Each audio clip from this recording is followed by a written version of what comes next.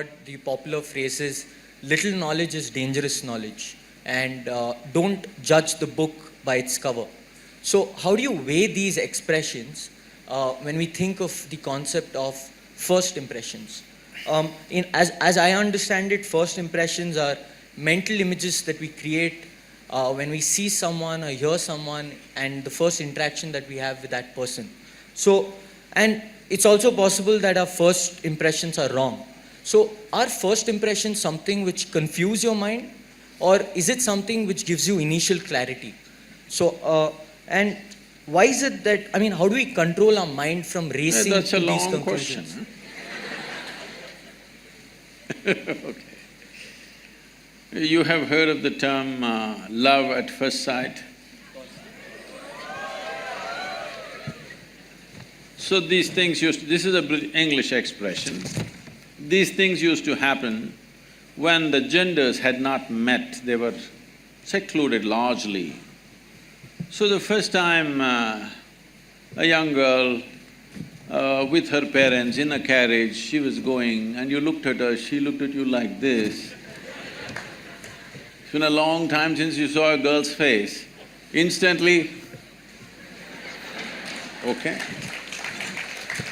But that doesn't happen anymore because they're always around you, you take your time, which is a good thing.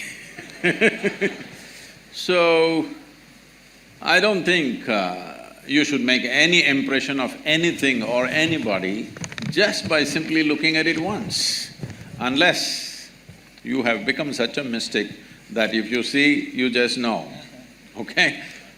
Why I'm saying this is, see, I spent a whole lot of my time and life just paying attention to things. Because when I was very young, I realized, when I was just 4.5 years of age, I realized I don't know anything.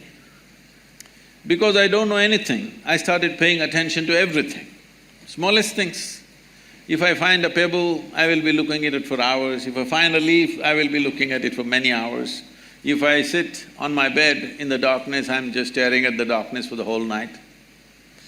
My dear father, being a physician, he started thinking, I need psychiatric evaluation because this boy is simply staring at something for hours on end without blinking, it looks like he's lost his mind. My problem is, I look at this and I don't know what this is, so I'm not able to shift my eyes to that, so I just stay with this. This went on like this, and in this condition they sent me to school. My mother said, you must pay attention to the teacher. I went and paid attention to the teacher. The kind of attention they would have never received in their life.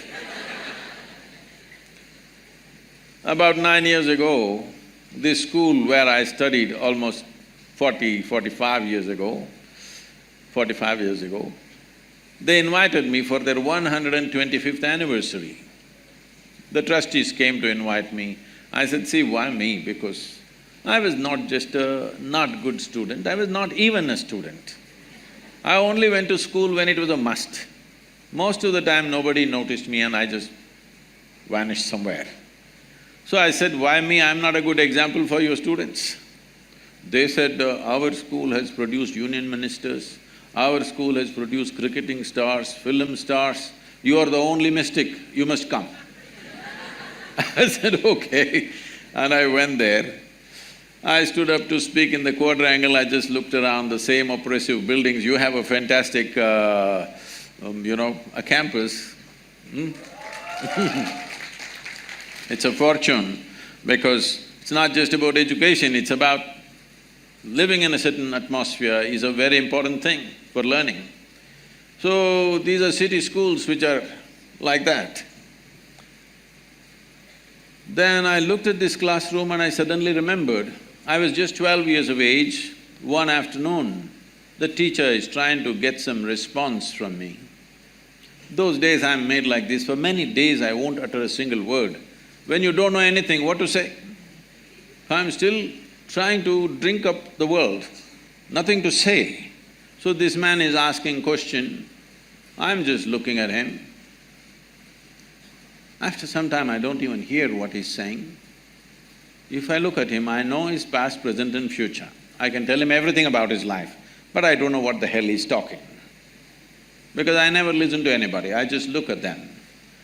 So, if you're able to look at people like that, then it's okay. Otherwise, definitely looking at the appearance of a person if you're making judgment, or appearance of a situation if you're making a judgment, especially you're going to be lawyers, by looking at what people are saying, if you make a judgment, they will be telling all kinds of stories to you. So you never make any impression. You need to delve into certain things. So whether it's individual people or situations, aspects of life or decisions we need to make, it's best that we get the maximum input out of whatever we are looking at, because otherwise we will go on regretting what we have done. People who spend time in regret, they won't do much in life because it consumes so much energy. A related question, there's sometimes we have these certain instincts in us that direct us to do certain things, popularly known as gut feelings. So do you think the youth must act on these gut feelings or should we reject it? What is your take on gut feelings and instincts? There is something called as gut feeling and there is also something called as being shit scared, you know. So when people don't know which way to go, some things move in their gut. Don't understand always that as some kind of an intuition or some kind of an insight into life. Most people feel their guts only when you say he has guts, means what? His guts didn't move. So fear is considered gut feeling by a whole lot of people, don't go by that. But there is a certain… in the yogic culture, today modern science is also recognizing this, in the yogic culture, we identify a certain dimension of intelligence in the stomach. A certain dimension of intelligence means, if we have to… this is what I'm going to say is very simplistic. If you find loopholes, you ask question, otherwise I will pass, okay? If you ask questions, I will cover those loopholes, but because I'm saying it in such a brief manner, there will be loopholes. See, you eat a piece of bread, within a few hours, it gets transformed into a human being, isn't it so? Is it a tremendous amount of intelligence? Hello? If I can take a piece of bread in my hand and make this into a human being, who do you think I am? Hello? Creator himself, isn't it? Must be God. If I can take a piece of bread and make it into a human being, this is it. This you're doing in your stomach. Obviously, there is a certain dimension of intelligence. It is not in the form of thought, but it's a different it's not intellect, but it's an intelligence. Is there a way to access that intelligence? Yes. Even if a drop of that intelligence enters your life, you will do things magically, not miserably. If you do things only with your logic, everything becomes quite miserable because you will have to go through logical steps for everything. You will not know anything just by looking at it. So, it is important to develop that dimension of intelligence, but as I said, whenever there is confusion and fear, people will feel a pit in the stomach. That should not be understood as the gut, intelligence of the gut.